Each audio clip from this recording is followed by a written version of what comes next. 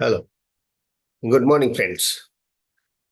Uh, See, not only in theory, but also in life. Life is also full of binary oppositions. And the whiteness of the white is defined by not only its whiteness, but it defines by the black. So, black itself is defined in the context of white. Day itself is defined by night. So if we have heroes in our literature, we have also villains, and it is also uh, seen or observed in many competitive examinations that sometimes the examiner is in a mood to ask some questions on villains. So villains are very important in literature. And if villains are not there, you cannot define a hero. So the definition of hero, the explanation of hero, the personality of hero, or you can say the identity of hero is dependent on how villainous the person or a villain is. So the villain and his or her magnanimity of villainy, or you can say cruelness of his villainous mechanism is very important to elaborate good features of hero. So that is why villains are necessary in literature and in many texts regarding myths of the world, right? The writers have defined that there are some, you can say, stories which you can unify as stories of heroes and villains. So heroes are there, villains are there, and some obstacles are there, and hero has to pass some obstacles. Hero has to uh, think about some hurdles of life, right? And these hurdles of life are sometimes planted by or mechanized by the villain. So let us talk about the most popular villains in English literature.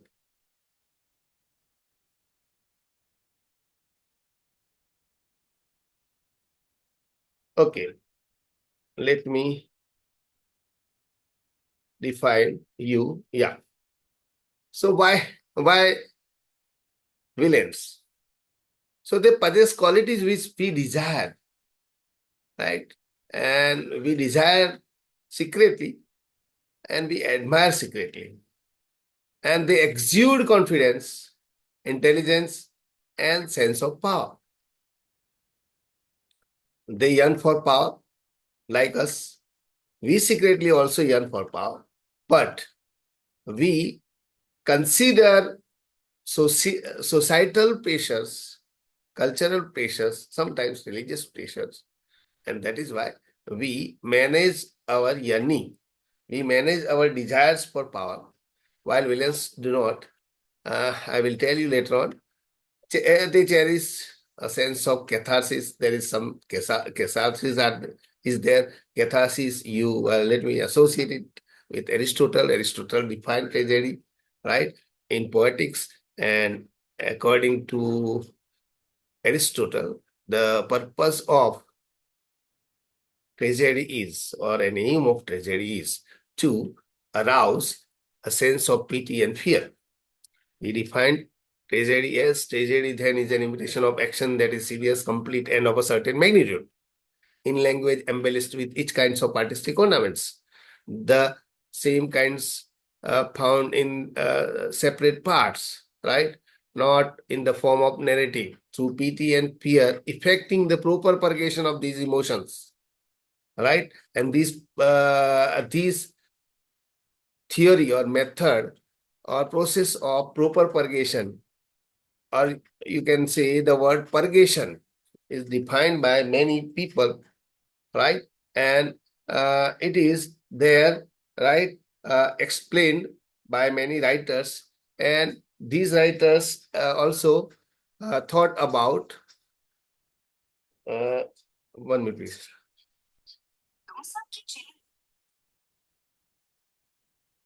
These writers explain about purgation as clarification, as you can say somewhat called purification, or some understanding of human sense of pity and fear, emotions. Now, so villain gives us somewhat called cathartic feelings, cathartic emotions, and through his character, we find somewhat clarification about our own desires, our own ambitions, and our own yearning for power. So he is a symbolic representation of chaos and anarchy and darkness that exists within a human being. That is there. See, heroes and villains are there in human existence. So a human being has, you can say, both the characteristics, right? And if he is a hero, in secret or in his hidden, you can say, psyche, he is also a villain. So there is also Rama and Ravana in one person. So he is or she is the symbolic representation of the darkness within, right? And that is why villains are not born, right? There is no factory or industry producing villains, and they are, you can say, brought up. They are nurtured. They they become, right. They become villain. They're not born. So it is our exploration. Okay, it is exploration within. So evil is there in human being, and when a writer writes about or portrays a character of villain, he tries to explore the human darkness. He tries to uh, show us, present us human chaos, anarchies within, right? And it is there in human being. These are the characteristics. These are the features, right? We are also rebellious. We are also opponents of certain ideas, and we also wish to voice our ideas, right? And these are the characteristics which are kept in the mind of a writer when he writes about, when he portrays about, when he describes about a villain, right? So they have the ability, villains have ability to explore, expose, voice their reactions, oppose something. They have their great potentiality to pretend, to feign something, feign goodness, where and essentially they are villains. Or you can say they are feign humanity, essentially they are inhuman. Feign kindness, and yet they are unkind, right? Feign truthfulness, and essentially they are liars, right? So they have pretense, you can say, they create a world of deception, or they lead you to the world of deception, right? They hide. They hide their original feelings. They hide their true feelings. They hide their emotions sometimes. And that is why they have great ability, right? And these abilities are there, right? They display whenever they require. Okay, next. They may be victims of exploitation. So, as I have earlier said, the villains are not born, they are brought up. And that is why they may be victims of exploitation, they may be victims of negligence, right? Sometimes race-based or caste-based or class-based prejudices work and make someone a villain, or make someone, uh, you can say, non-virtuous character. right? So they are sometimes constant ignorance, or they are constantly ignored by society, by certain class, by certain people, that you can say that incite them, you can say, emotions to be villain. Sometimes sociological problems such as poverty, or you can say domination, play part in making a villain. So we have making and remaking and unmaking of villain, right? And these are the reasons. So exploitations, and negligence, ignorance, poverty, these are the reason to, you can say, uh, to be there for a creation of villain, or you can say converting someone, some good person, some good human being into a villainous man or person. So they are known for their depth and complexity. They are alluring, they are captivating, right? They are multifaceted. Their nature, they reveal the nature of human psyche, right? And they, because they are unfit for some society, right? Unfit for some socio-cultural norms, which norms are very conventional, right? And traditional norms, they voice against these traditional norms, and that is why they are unfit for human society, right? Particularly because they voice it and they rebel against these norms. They want to change the norms. Okay, everyone wants to change something, right? But they want to change the norms using villainous mechanizations, using some unkind things, using cruelty, right? So if someone wants to change the word, or if someone wants to change the norm, he is, you can say, he can be appreciated. He is to be appreciated. But these people are not appreciated because they want to change the word, keeping in mind their own ambitions, keeping in mind their own nature, keeping in mind their own selfish motives. So selfish political motives are, you can say, playing key role here, right? And that means they play key role in, you can say, applying or implication of some ideas, and these ideas may not contain purity of mind, purity of soul. They may contain cruelty, they may contain hatred, they may contain inhuman, or you can say some unkind things, aspects of life. And that is why these ideas are unfit for society. They, villains also try to resist social norms, right? But what is the difference between a scientist or a sociologist who also try to resist against some societal traditional norms, right? The difference is a sociologist or social reformer try to resist against some social norms in a democratic way, in a way which is acceptable to all, while these people try to change the world, keeping in mind their own plans, selfish motives. And these motives, these ideas are not acceptable to all because they are inhuman ideas, because they are not good ideas, because they are not kind ideas, because they are not, they do not lead to kindness, purity of soul, they do not lead to truthfulness, they do not lead to, you can say, an honest word.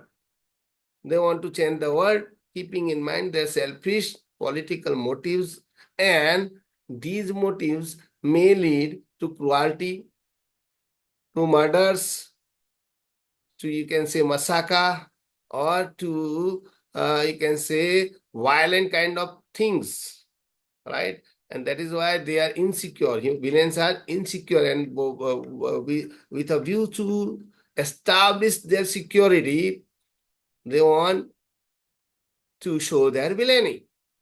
They want to you can say, display their villainy.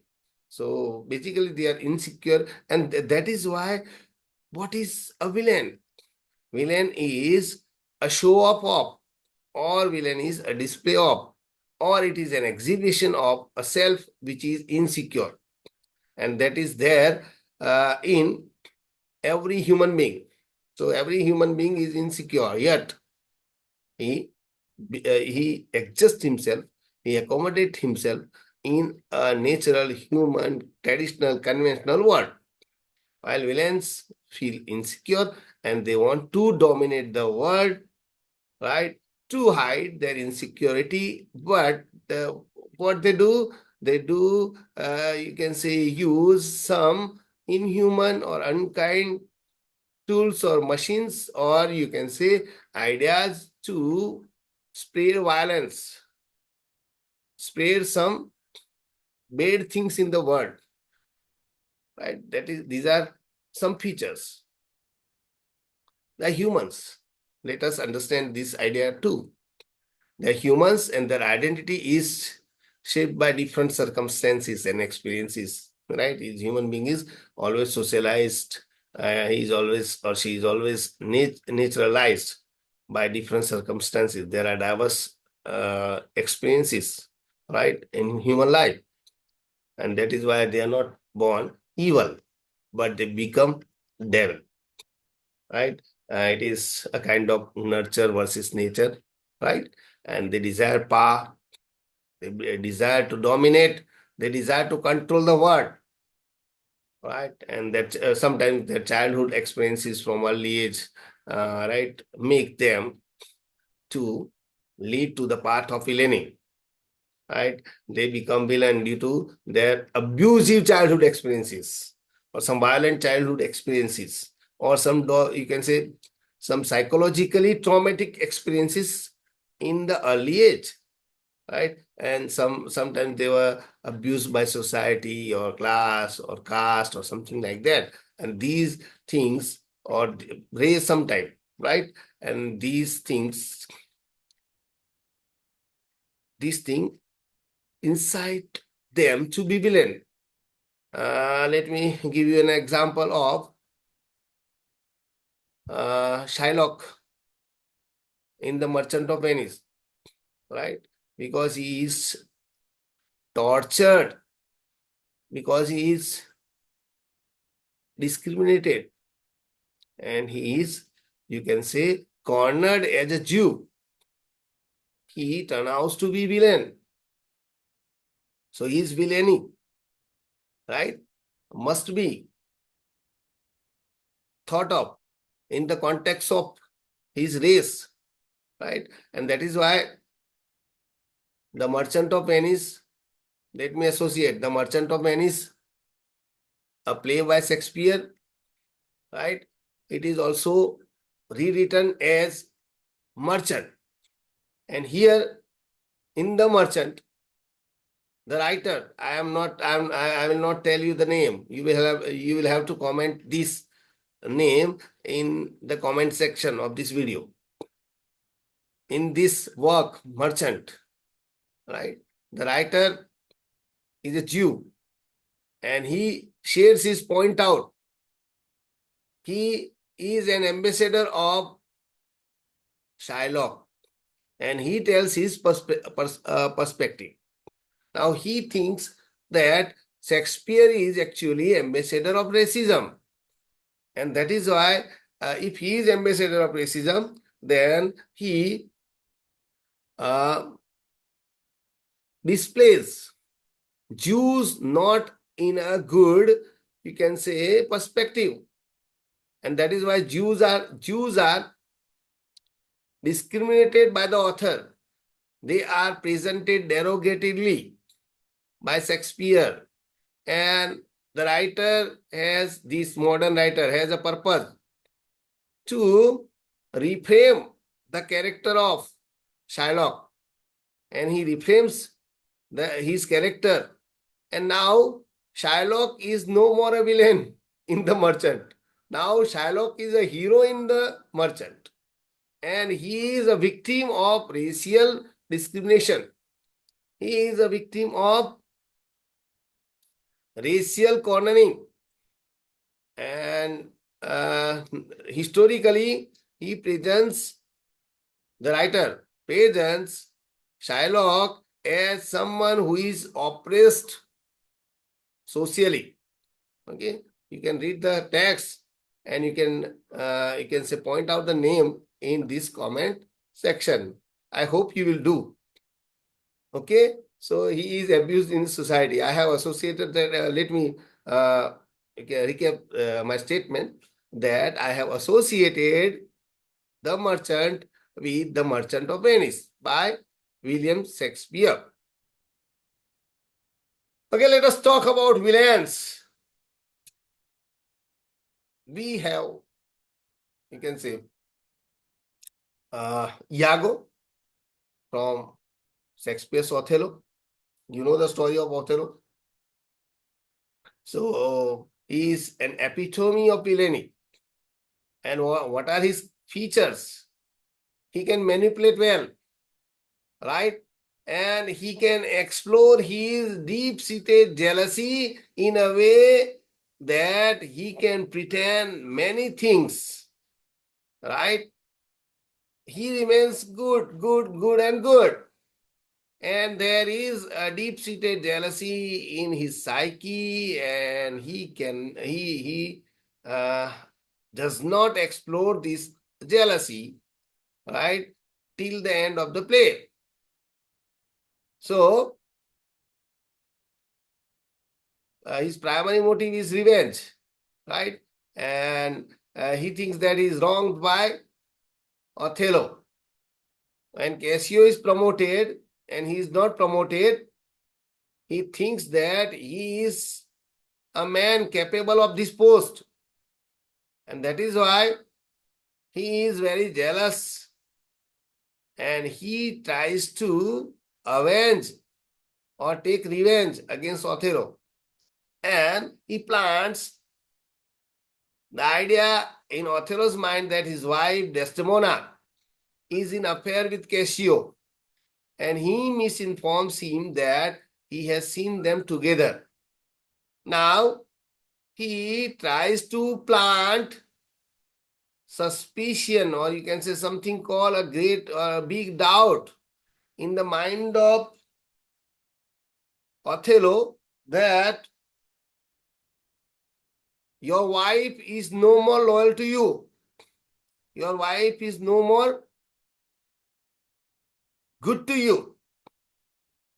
She is frail lady. She is disloyal lady. And she is in affair with Cassio. So he plants these things. Now let me also associate this text with racism. As in my earlier lectures, I told you that Shakespeare was ambassador of racism. You can criticize Shakespeare as someone who exhibited racism in his plays because he was a good merchant of text, or you can say plays, because he was a master salesman of his ideas, because he was a person who is master in displaying his ideas into text and plays and earn some good money, right? So basically he was a playwright who sold his ideas, and he had to put his ideas into the context of the mindset of the time or mindset of the people of the time. And that is why in 16th or 15th century, you can say, England, the people or the British people, they were greatly believing, or they were in great belief that they are racially superior. And that is why this racial superiority or racial domination is highlighted by Shakespeare in his play Othello. And in Othello, he wants to prove, keeping in mind the belief of, or you can say universal belief of England, or keeping in mind that popular idea of racial supremacy, he wanted to convey to the British that if a white man marries, if a white woman marries a black man, their marriage would not be successful. Or a white woman will be in trouble if she marries with a black Moor. If a black Moor is a husband of a white woman, he could not provide her pleasure, happiness, or you can say blessed marital experiences. So there is no happiness in Othello. So there is no happy couple in Othello. So there is no description of love as a powerful motive of pleasure, of happiness in Othello. So in Othello, the white woman, Desdemona, whiter than the snow, is very unhappy with the Moor because the Moor is not, you can say, a clever person. And that is why this fellow is cheated by, or you can say cheated by, or he is directed by Iago. And when he is directed by Iago, this fellow believes that Cassio is in love with, or you can say Desdemona is in love with Cassio.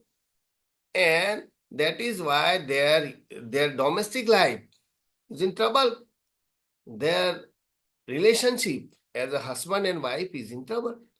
Right? So race is prime, you can say, issue in the marriage between black and white. So this issue must be elaborated by you. You must read some articles discussing Shakespeare as a racist writer.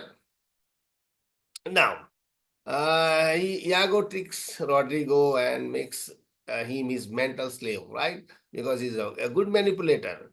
He is a clever man who can manipulate, right?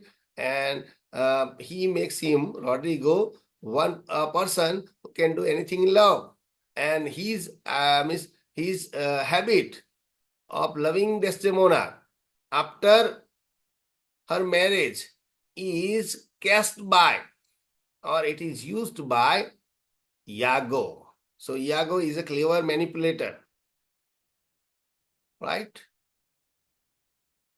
Now he plans Cassio downfall, right? He gets him drunk, and now Cassio provokes a fight, and this leads to his dismissal from current position.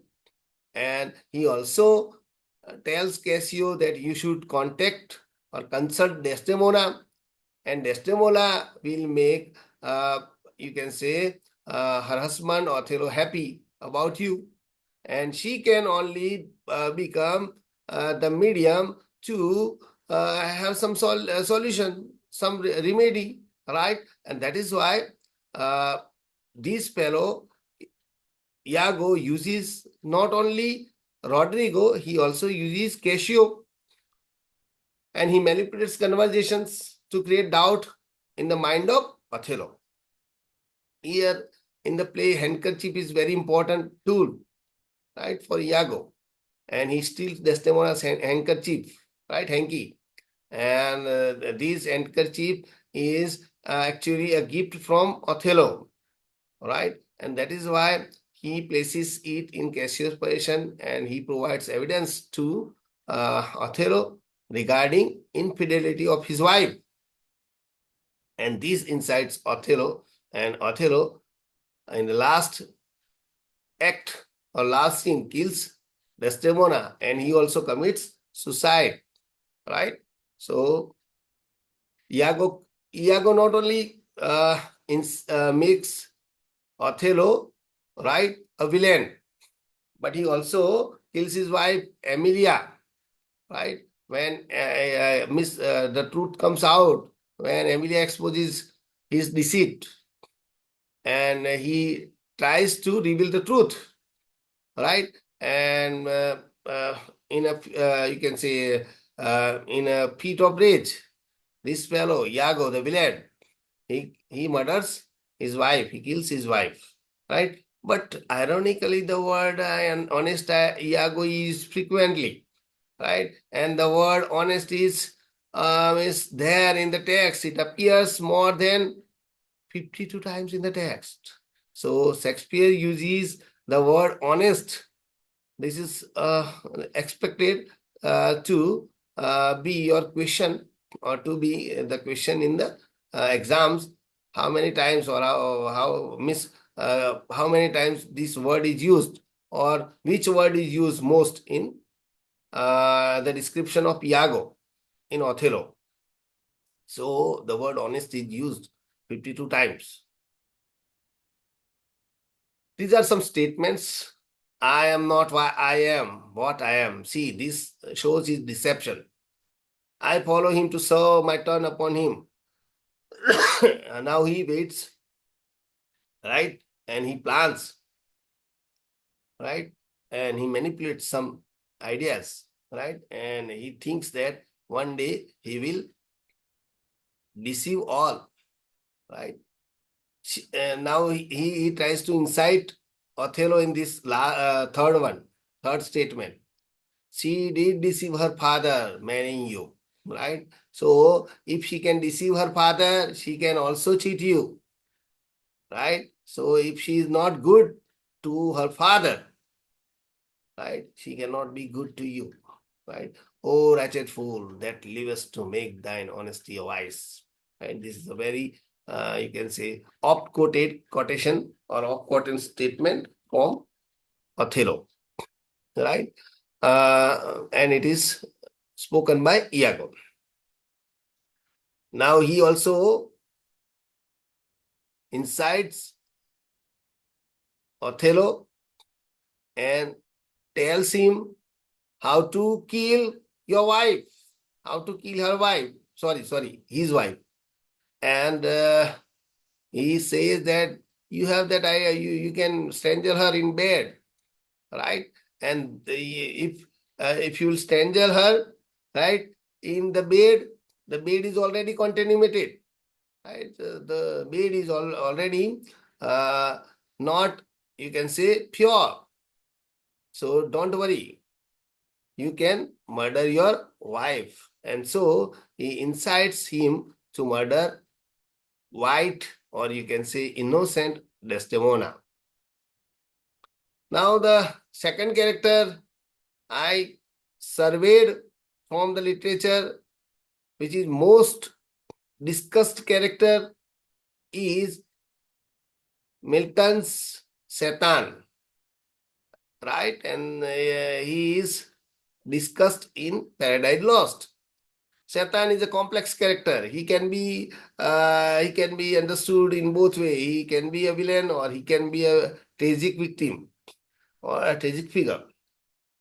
And that is why sometimes we find Milton is very sympathetic about the character of Satan, right? And that is why he is portrayed as a person who can voice his free will, right? And he can display his pride and nature of evil. He was once upon a time God's favored angel, but his pride leads him to uh, rebel against the divine or the supreme authority.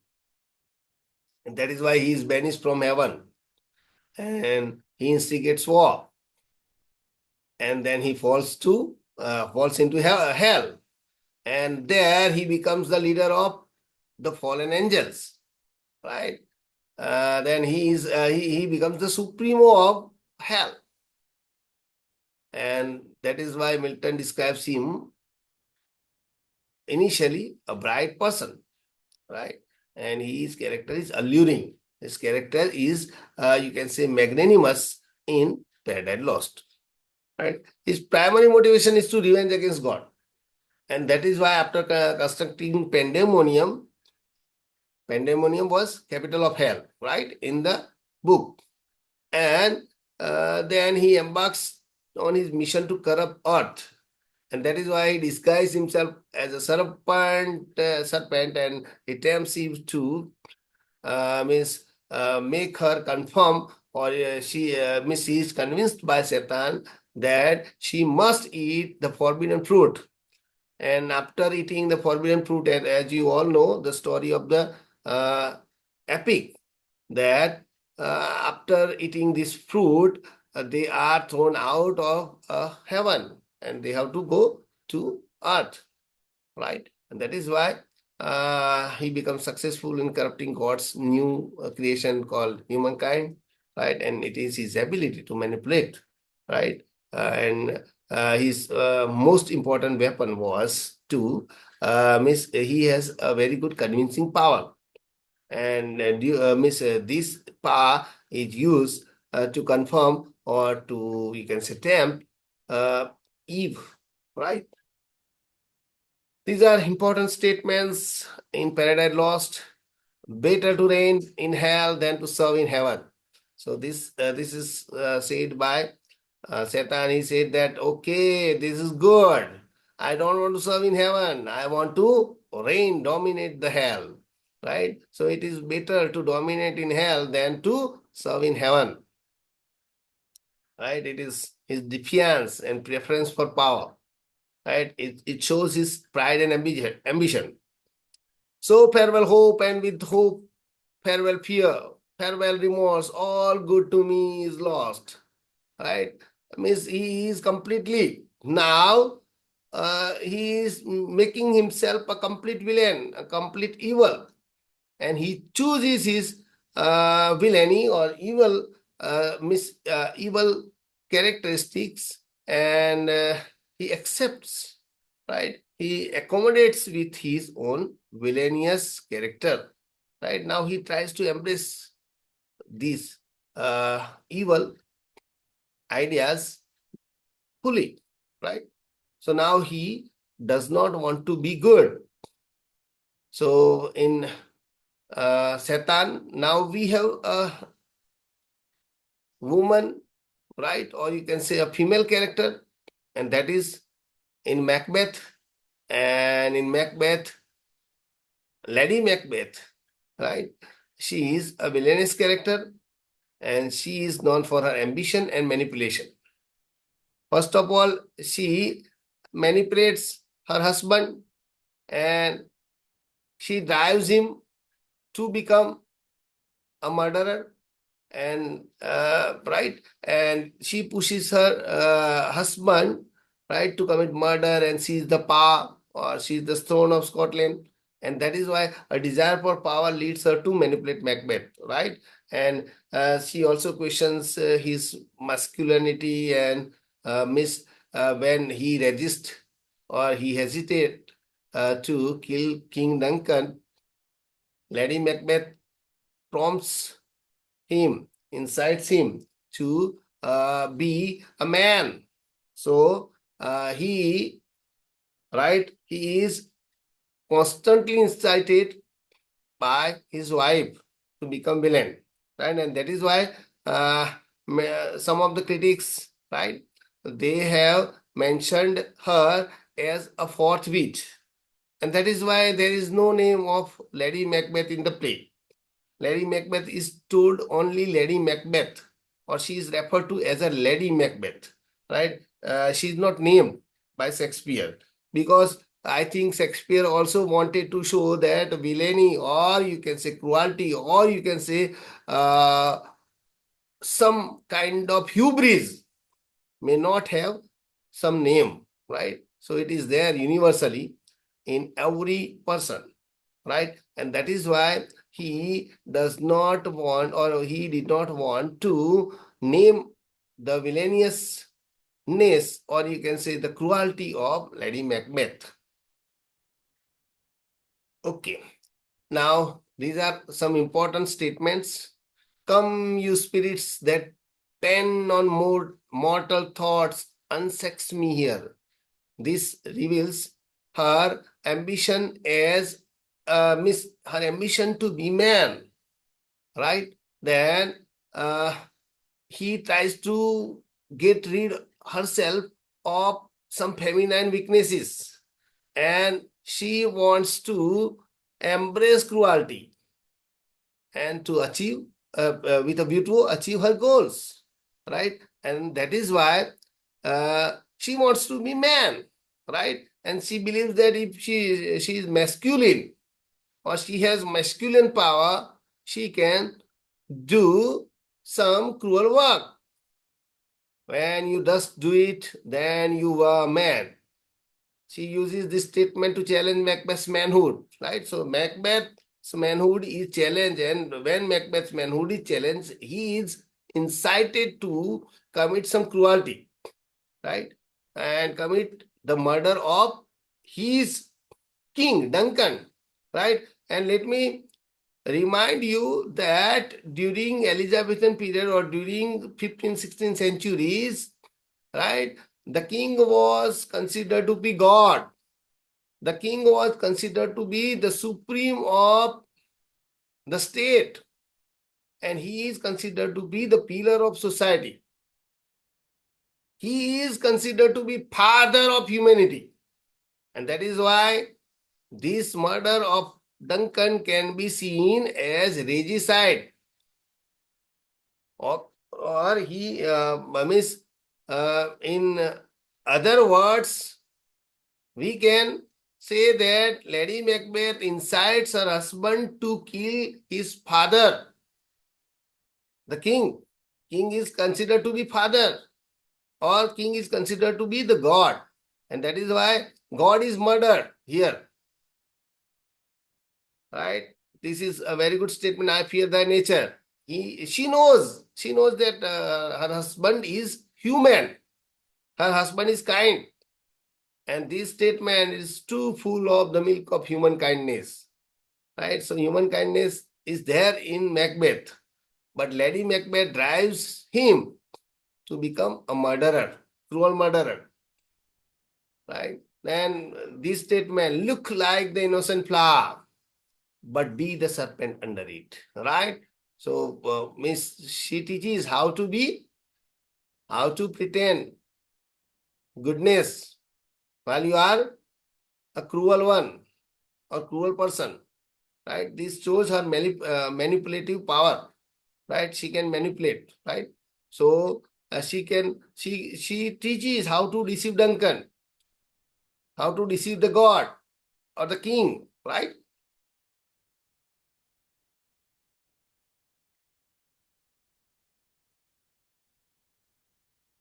Okay, as she is also considered to be fourth witch, I would also like to associate with the witches. They were called, or they are called in the play, Weird Sisters, right? And their dialogue is very important, and you must remember the dialogue, or you must know about these, you can say, important communication among them.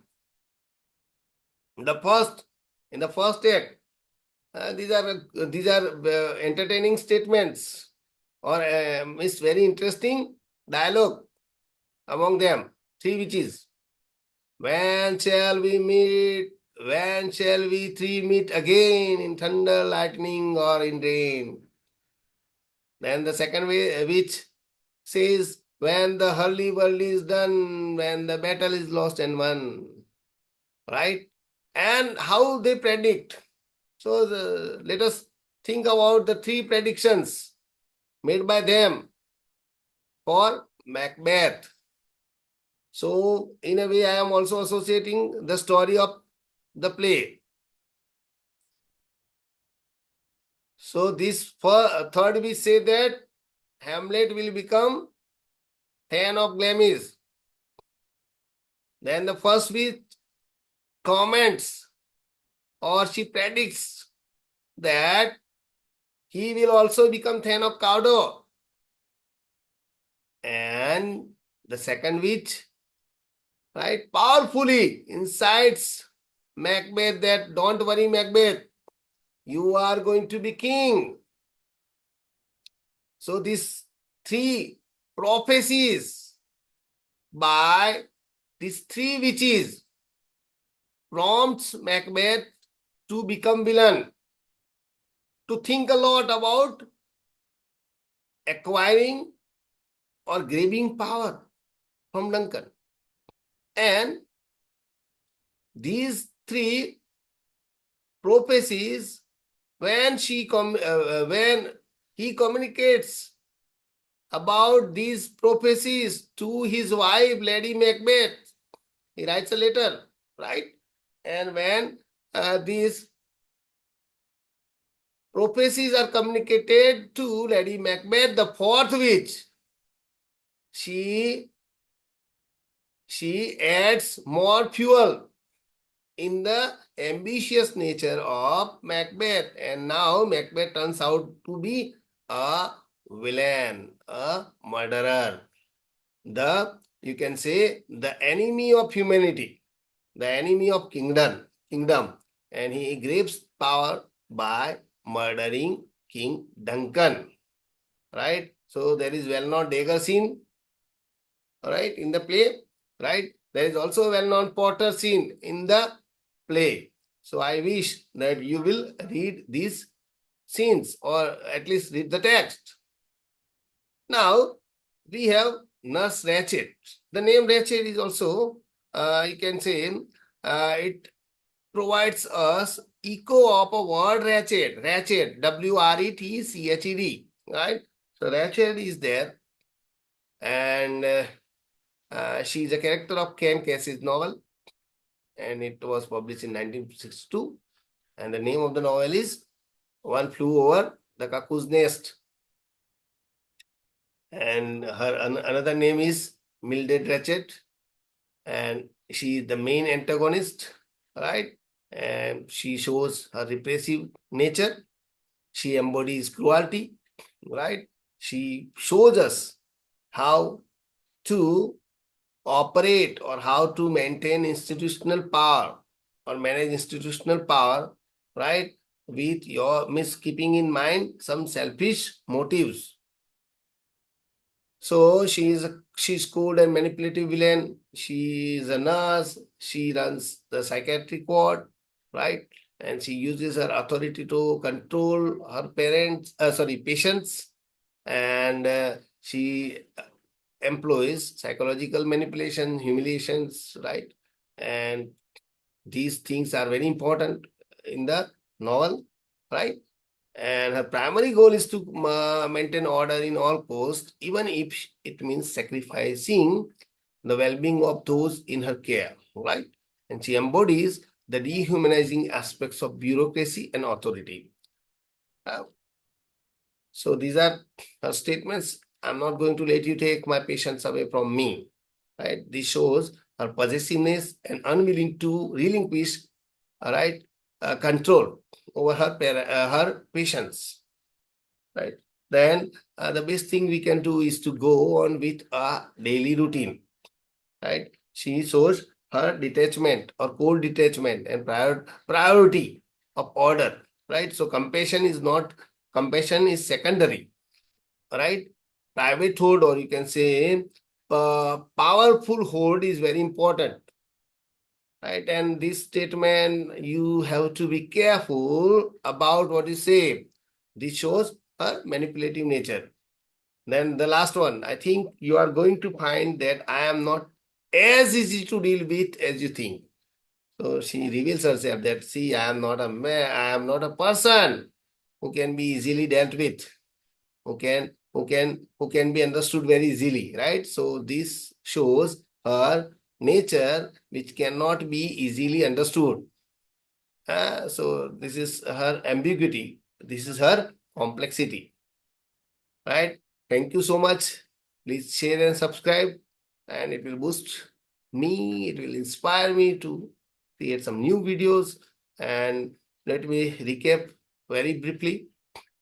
I have told you about some most popular villains in English literature. I have associated racism, right? Then I have also associated feminism. I have also associated my lecture with there was an engagement of you can say some key issues, right? For example, racial discrimination, right, in my lecture. And this is also my homework for you, that you must think about villains in Indian epic, how they were portrayed. So you particularly in recent period, there are you can say writers, right? And these writers are writing about, they are writing about Ravan, they are writing about Duryodhan, right? They are also writing about Shurpankhah, for example, Kavita Kane, right? And they try to show their human features. They try to show them victims. They try to show that they try to make you think or rethink about their characters, the compelling circumstances. So, if you think that Duryodhana was on the path of adharma, or he was not following dharma, right? Then you have to rethink about your views, because dharma is also a very, you can say, difficult term to decipher or to understand, right? So the word dharma is complex. So when we can say analyze any character in the context of dharma and adharma, it also becomes difficult for us to, you can say, portray the character very accurately, right? And that is why some characters, right, some villain characters, they are traditionally called villains, right? They are now revisited, right? So myths are revisited. In my next video, I will talk about how myths are revisited, right? So this is also myths for you. This is also a homework. Please think about how myths, Indian myths, are revisited in literature now, and this kind of or this trend of writing literature, revisiting myths, right, has become very popular now. So we have many writers, right, and some of them are women writers, right, and then these women writers like Kavita Kane, right, are very popular, right? And see, in Kavita Kane, she talks about the minor characters. Like she discusses about Karna's wife. She discusses about Satyavati, right? And try to glorify the character of Satyavati, try to glorify the character of Suparnakha, right? So we will meet again, and in the next lecture, we will discuss about how these myths are revisited or how they are refabricated in the light of or in the context of current time, right? Current themes are discussed, right? So there are there is an ambiguous kind of Indian feminism, right? Discussed in the novels in which some myths are used, right? The myths of Ahalya, right? Thank you so much. We'll meet. Wish you great learning.